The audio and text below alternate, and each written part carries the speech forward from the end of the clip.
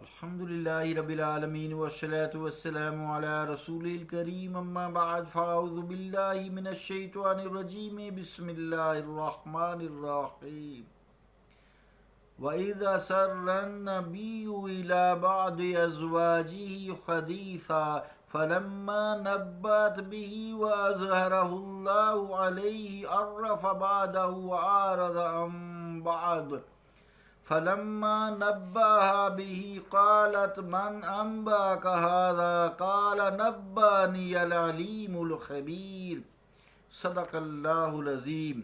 واجب الاحترام سامعین، السلام علیکم ورحمۃ اللہ وبرکاتہ۔ سورۃ حریم کی آیت نمبر 3 تلاوت کرنے کی سعادت حاصل ہوئی ہے۔ اس آیت کا ترجمہ یوں ہے: جب نبی کریم نے رازداری سے اپنی ایک بیوی کو ایک بات بتائی، پھر جب انہوں نے دوسری کو راز بتا دیا تو اللہ نے آپ کو اس پر آگاہ کر دیا۔ آپ نے اس بیوی کو کچھ بتایا اور کچھ سے چشم پوشی فرمائی۔ بس جب آپ نے ان کو اس پر آگاہ کیا تو انہوں نے پوچھا، آپ کو اس کی خبر کس نے دی ہے؟ فرمایا، مجھے اس نے آگاہ کیا ہے جو علیم خبیر ہے۔ اللہ کا قول سچا ہے جو بڑی ہی عظمت والا ہے۔ عزیزان گرامی قدر، اس سے پہلی آیت میں جو رازداری کی بات تھی اس میں کچھ علماء خیر کا تذکرہ کیا گیا جنہوں نے شہد والی روایت کو تسلیم کیا ہے کہ بھی شہد کے بارے میں کہ میں آئندہ یہ نہیں کھاؤں گا، قسم فرمائی آپ نے۔ اور جو دوسرے علماء خیر ہیں جو ماریہ قبطیہ کی روایت کو تسلیم کرتے ہیں رضی اللہ تعالیٰ عنہ، انہوں نے جو ہے یہ واقعہ بیان کیا کہ جب آپ نے ماریہ قبطیہ سے حلف اٹھا لیا کہ آئندہ مقاربت نہیں کریں گے تو یہ ایک راز تھا، یا شہد والا ہے یا وہ ہے۔ لیکن کچھ روایات میں ایسا بھی معلوم ہے، منقول ہے، کہ حضور علیہ الصلوۃ والسلام نے جب حضرت ماریہ رضی اللہ تعالیٰ عنہ کے بارے میں حضرت حفصہ کو ملول کیا اور پھر رنجیدہ پایا تو ماریہ کو اپنے اوپر حرام کر دینے کے ساتھ ساتھ یہ بھی فرمایا کہ میرے بعد ابو بکر صدیق رضی اللہ تعالیٰ عنہ اور ان کے بعد تمہارے والد حضرت عمر فاروق رضی اللہ تعالیٰ عنہ خلیفہ ہوں گے۔ یہ وہ راز تھا جو حضرت حفصہ چھپا نہ سکیں اور حضرت عائشہ سے بھی اس کا تذکرہ کر دیا رضی اللہ تعالیٰ عنہما۔ تو چند روایات آپ سماعت فرمائیں۔ ایک روایت یوں ہے: اخرج ابن مردویہ عن ابن عباس و ابن ابی حاتم ام مجاہد ان النبی صلی اللہ علیہ وآلہ وسلم اصر الى حفصۃ تحریم ماریہ و ان ابا بکر و عمر یلیان الناس بعدہ۔ روح المعانی زیر آیت ھذا جز 28 پیج 147۔ ترجمہ کیا ہے اس روایت کا کہ ابن مردوی نے حضرت ابن عباس سے اور حضرت ابن ابی حاتم نے مجاہد سے روایت کی ہے کہ حضور علیہ الصلوۃ والسلام نے رازداری سے یہ بات کہی کہ ماریہ مجھ پر حرام ہے اور میرے بعد ابو بکر اور عمر لوگوں کے والی ہوں گے۔ ایک اور روایت جو ہے سماعت فرمائیں۔ ابن مردوی نے یہ متعدد طریقوں سے حضرت سیدنا علی کرم اللہ وجہہ شیر خدا اور حضرت ابن عباس رضی اللہ تعالیٰ عنہ سے یہ روایت کی ہے۔ ان دونوں حضرات نے فرمایا: ان امارت ابی بکر و عمر علی فی کتاب اللہ وَإِذْ أَسَرَّ النَّبِيُّ إِلَى بَعْضِ أَزْوَاجِهِ حَدِيثًا قَالَ لِحَفْصَةَ أَبُوكِ وَأَبُو عَائِشَةَ وَلِيَ النَّاسَ بَعْدِي فَإِيَّاكَ أَن تُخْبِرِي أَحَدًا۔ احکام القرآن از جساس زیر آیت ھذا جلد 3 پیج 465 to 466۔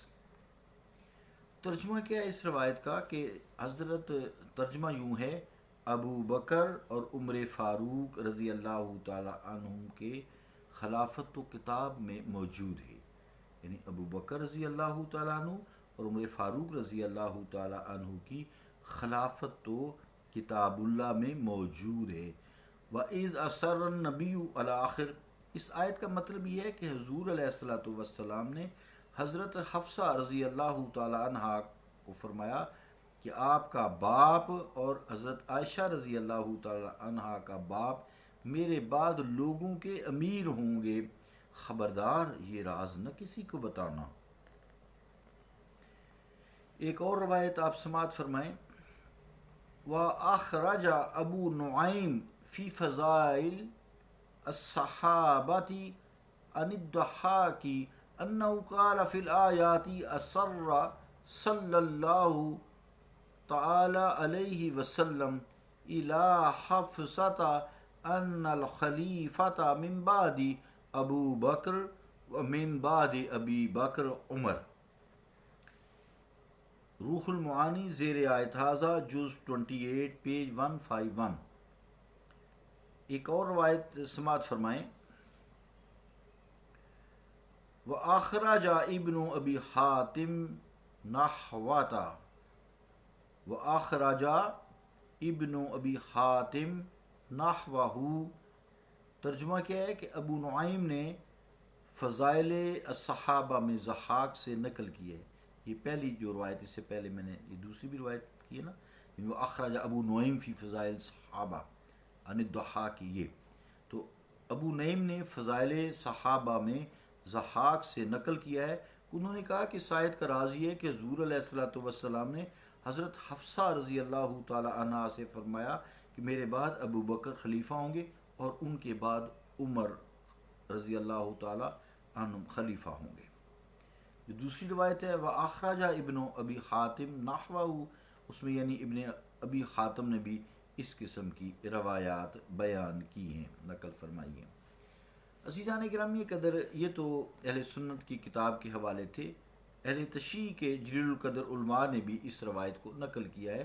چنانچہ علامہ طبرسی رحمۃ اللہ علیہ اپنی تفسیر مجمع البیان میں زجاج سے روایت کرتے ہیں، جس کا ترجمہ یوں ہے: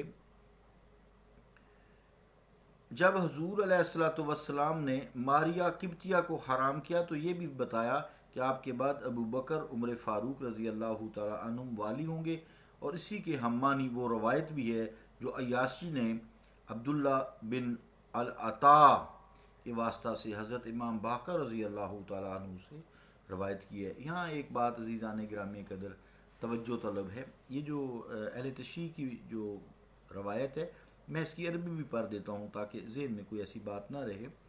تو علامہ طبرسی رحمۃ اللہ علیہ اپنی تفسیر مجمع البیان میں زجاج سے یہ روایت کرتے ہیں، فرماتے ہیں: قال لما حرم علیہ الصلاۃ والسلام ماریۃ القبطیۃ اخبر انہ یملک من بعد ابو بکر و عمر فعرفها بعد ما افشت من الخبر وارد عن بعد ان ابا بکر و عمر یملکان من بعد وقریبا من ذلك ما رواہ العیاشی بالاسناد عن عبداللہ ابن عطاء المکی عن ابی جعفر رضی اللہ تعالی عنہ۔ مجمع البیان زیر آیت ھذا جلد 10 پیج 314۔ عزیزان گرامی قدر، ساری باتیں تفصیل سے ہو گئی۔ یہ راز کیا تھا، پہلی آیت سے لے کے یہ 3 نمبر آیت تک ساری باتیں ہوئیں۔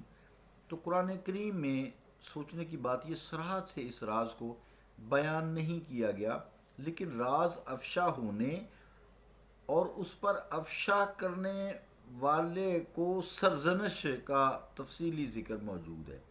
یعنی راز نہیں بیان کیا گیا، لیکن اس کو افشا کرنے کے لیے افشا جو ہوا اس کا تفصیلی تذکرہ موجود ہے۔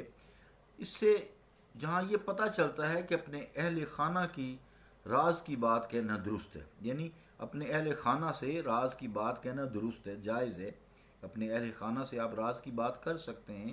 وہاں یہ بھی معلوم ہوتا ہے اس سے کہ رازدار کو چاہیے، جسے رازدار بنایا گیا ہے، وہ اس راز کی پوری نگہداشت کرے، خصوصاً ان لوگوں کے اہل خانہ جو اہم ملکی اور ملی مہمات کو انجام دینے کے لیے مقرر ہیں، جسے حاکم وقت ہے نا، ایسے وزراء ہیں، ایسے حاکم وقت ہیں جن سے باہر ممالک کے معاہدے بھی ہوتے ہیں، اگر ان کی بیویاں یا دوسرے گھر والے جو ان کے قریب ہیں، مقرب ہیں، ان کے رازداروں کی حفاظت نہیں کریں گے بلکہ راز کو نکال دیں گے، افشا کر دیں گے، تو دشمن ان کے منصوبوں کو خاک میں ملا سکتا ہے اور اس طرح ناقابل تلافی نقصان ملت اسلامیہ کو ہو سکتا ہے۔ اللہ رب العالمین ہم پہ رحم فرمائے، دین کو سمجھنے اور اس پر عمل کرنے کی توفیق عطا فرمائے۔ صلی اللہ تعالیٰ علی رسول خیر خلقہ محمد وعلی آلہ و اصحابہ اجمعین برحمتک یا ارحم الراحمین۔